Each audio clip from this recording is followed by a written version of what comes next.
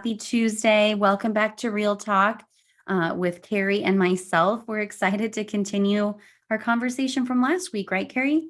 Yeah, we're super excited. We got some good feedback from you guys. I think it's always nice to remind ourselves at the end of the year how we can reflect on what our business has been like, and then what questions we can ask ourselves to make sure that we are moving in the right direction for the new year. So hopefully it helped you kind of niche down and realize, like, who are your ideal clients? What do you have to offer? How do you bring value to people? Where do you find them? And the hope is that you guys went forth and really did some good reflection, which I know some of you did because you gave us some feedback. So thank you for doing that.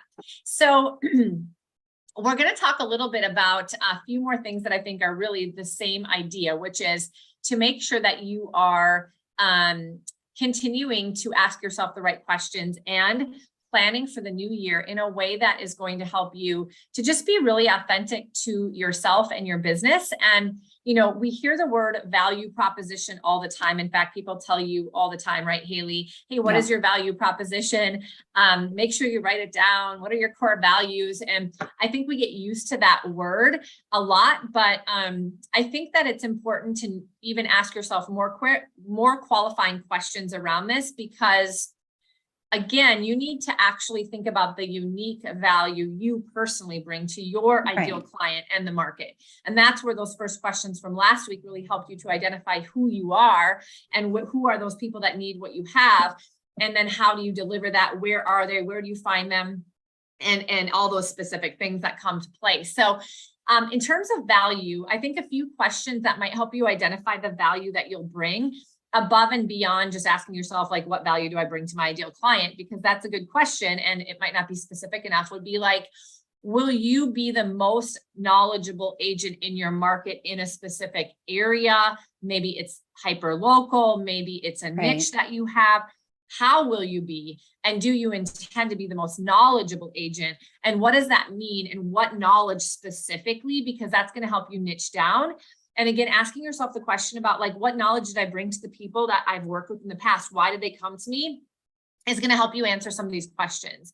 You know, can you and are you willing to provide the most consistent and desirable information to a group of people? It could be a geographical farm. It could be your sphere of influence. It could be your local community. Again, if you're a hyper local agent, it could be to people that are going through a divorce. It could be, you know, to people who are in a short sale situation. It could be to people purchasing new construction. Remember, again, you can niche it down to something, but you have to commit to and figure out how you can provide the most consistent and desirable information to that group of people. So where are you going to find that? What does that look like? What would that plan be?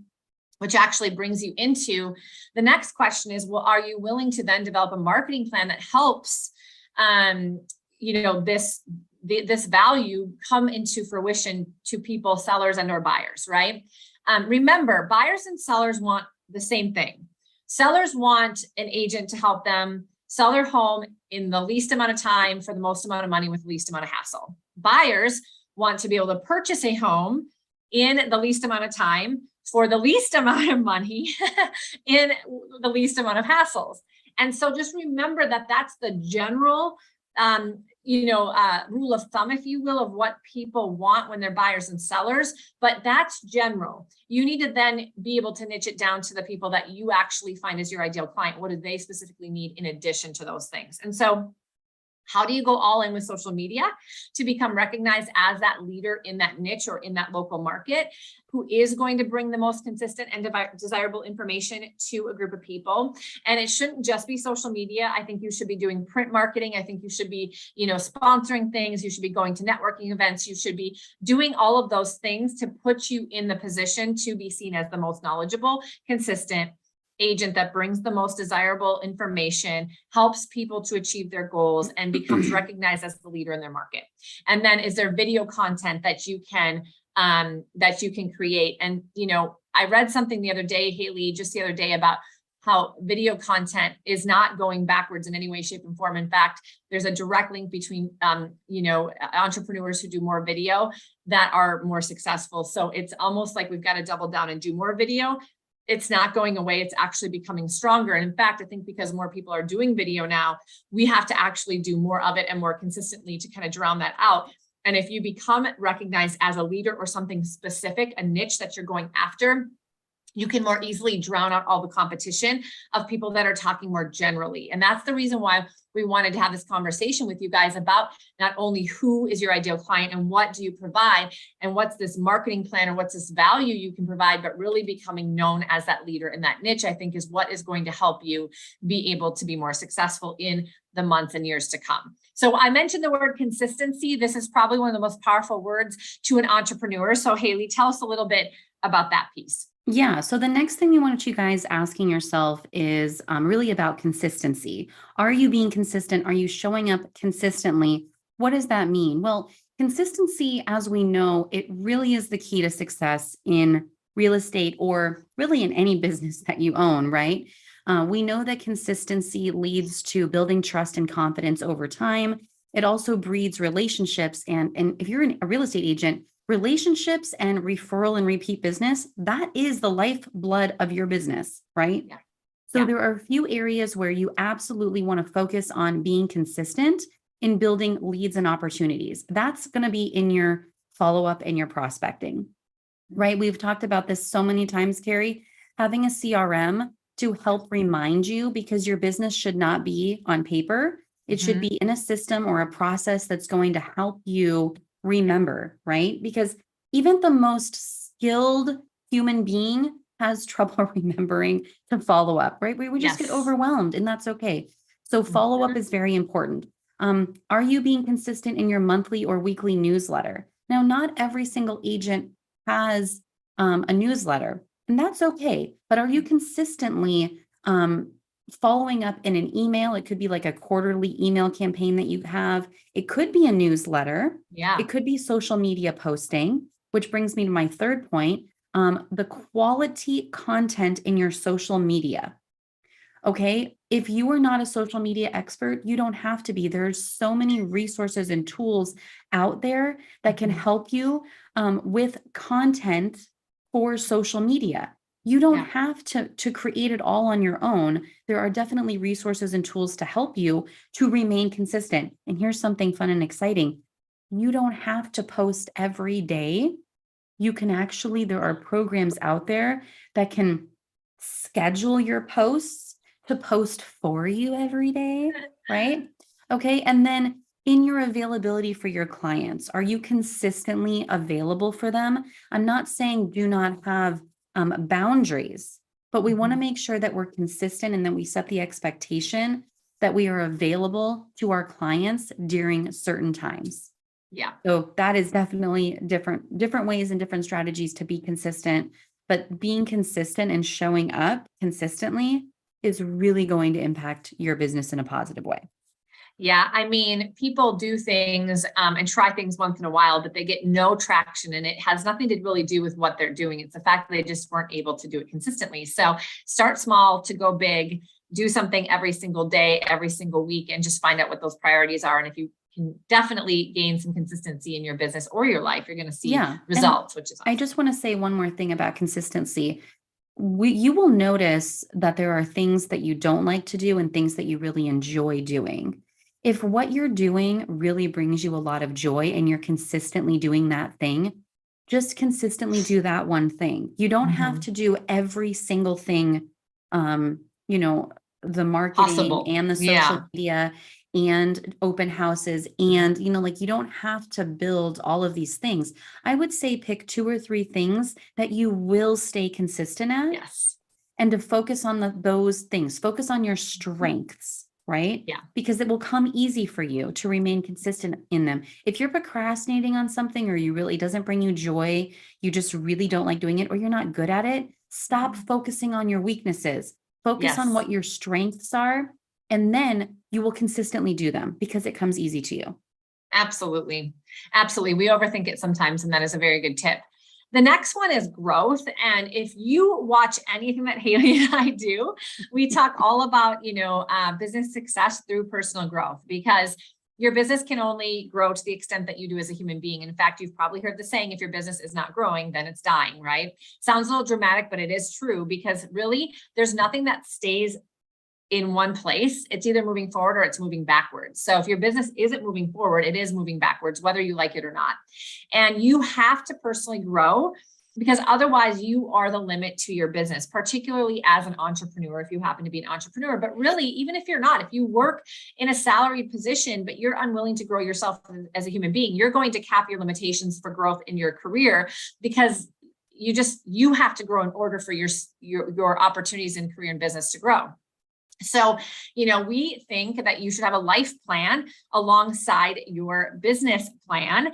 And, so do you have a systematic plan for growth in your personal life? As you move into the new year, what are those priorities? And what is that plan, and how will you execute on it? So is there a daily schedule that improves your health, your mental and physical health, your skills, of course, in your career or your industry? That's important.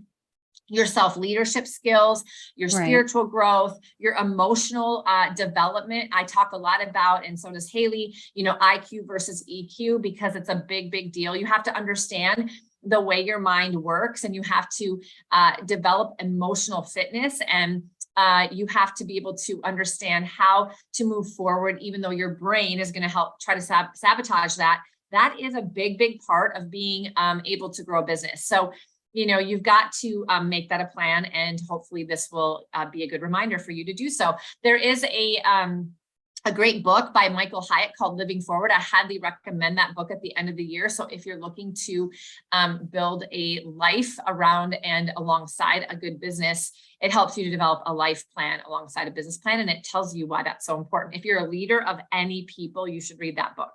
Yeah, 100%. I love that. So jumping into the next topic really that you should be focusing on or asking yourself in your business is, how do you make people feel?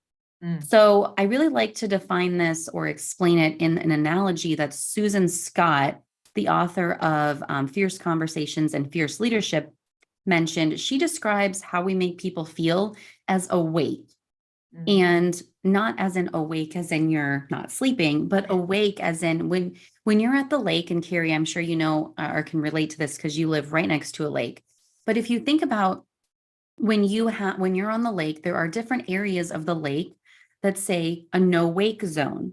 Because what happens if you're in a fishing boat and it's nice and calm and someone comes with their jet ski and they like zoom in on the water and they leave the water like all wavy and they leave what's called a wake. And there's like all this disruption and, everyone's pissed off. Like, this is a no wake zone. You're not supposed to do that.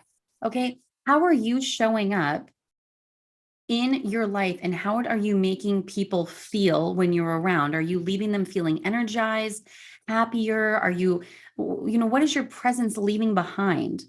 Each conversation, each meeting that you have with a client or people in your personal life, you should be making them feel more empowered. You should be leaving them feeling like that they can trust you and that they have confidence in you, right? Yeah. Because the way that you make people feel will determine whether they want to do business with you and if they recommend you to people that they know, right? So we always want to be thinking about, how are we making people feel? Are we leaving that weight, right? That's like leaving people disgruntled and pissed off and like sucking energy from them. No, we don't want to be doing that. So always just be self-aware of how your presence and your energy is affecting other people. Love that. That's not one that we necessarily put in a business plan or we wake up every day thinking about, but it is probably something that you should, set an intention and be really self-aware about throughout all of your interactions. And it could be clients, of course. It can also be people that work with you, whether they work alongside you or you lead them or you are they're an employee of yours. This is a really important one. I love that part about how do you make people feel. And that leaks into the last one, which is creating a wow experience for people. So if I were you, I would look at your business and, think of the testimonials that you received this last year or in your business in general, however many years back you want to go. Like, what did people say? What did you do that made them say, wow, that was an amazing experience? What fun things or creative things did you do that you're like, oh, that was really, I didn't know that was going to make such a great impact on the people, but it did. Again, this is all about self-reflection and then creating a plan moving forward. So we all know that when you see a great movie or you go to a great restaurant or you go to an awesome new place in town, that you really got great service and maybe the food or the movie or the whatever it was that you were purchasing was amazing. Like, you cannot wait to go share that with other people. You want to tell people to go try it because you enjoyed yourself so much and it was such a great experience. So service beyond expectation is what we need to strive for in any industry, if we're an entrepreneur or not, whatever role we play. Service beyond expectation. And that's basically creating these wow moments for our clients. And so, you have to find those opportunities to basically go above what people expect and get them to be like, wow, that was amazing that you did that. Thank you so much. You thought of everything, or that little touch made all the difference, or we weren't expecting that, right? And so when you can find as many of those opportunities, that's when the accomplishments that you're having will literally compound in a big, big way. So how do you provide the service to your clients? How do you find those little wow moments that will make your business grow like wildfire? Because it can happen. You just need to figure out what is that for you, because we all have a different personality. We all are creative in our own way. We all think of things differently. And so you need to think of like, where are those opportunities? Where could I add a little bit of extra on here that would exceed an expectation, that would make somebody go, wow, that was not expected, but that was awesome. Right. Look at your process and see if you can just do one little thing differently in the new year than you did this year. That could create more of that. And that's going to be a huge part of just making that 1% change in your business plan that can make all the difference. Yeah, 100%. So hopefully those are some good tips and self-reflection conversations for you to have with yourself about your business. And as always, let us know if you want to hear about some more things, or if you have feedback on this. If you do something that you think would be valuable for other people, go ahead and just post below on this live stream, or send us a message.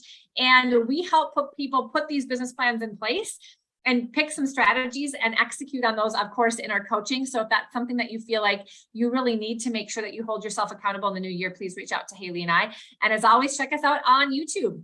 Yeah. We'll talk with Cari and Haley. Thanks, you guys. All right. We'll see you back See you next week. Tuesday. Bye.